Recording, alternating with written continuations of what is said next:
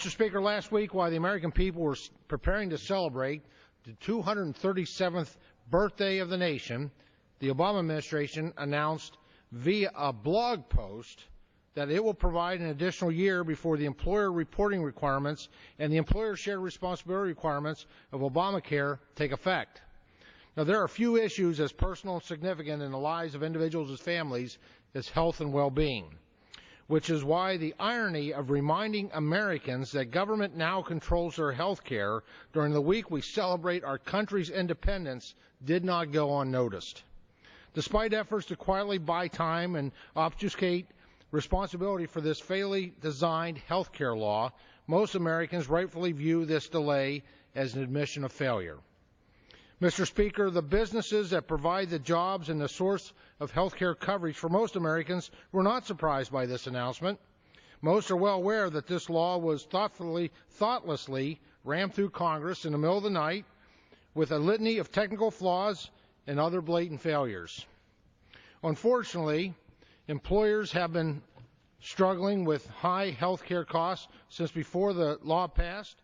Given the combined pressure of new taxes and regulations, businesses are hurting exponentially worse now than that the law's provisions have began to take effect.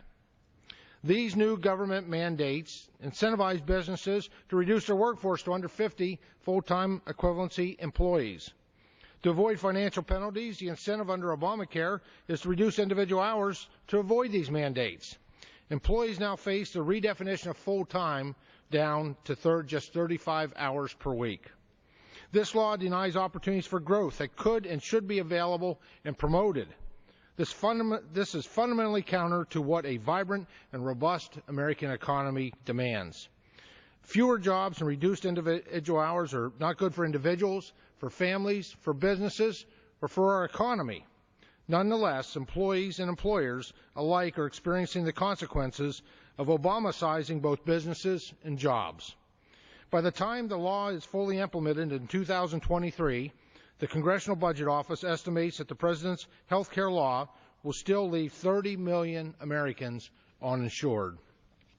At the same time, the law is massively driving up the cost of care for both employers and employees. In fact, 17 of the nation's largest insurance companies indicate that health insurance premiums will grow an average of 100% under this law. The evidence is overwhelmingly conclusive, Mr. Speaker. Obamacare is not only unaffordable, but it also fails to address access to care in any meaningful way.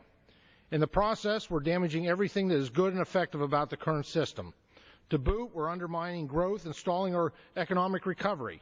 Effectively, we've thrown the baby out with the bathwater.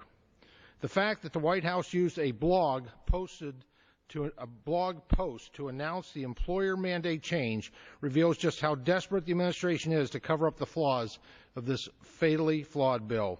Unfortunately, this is not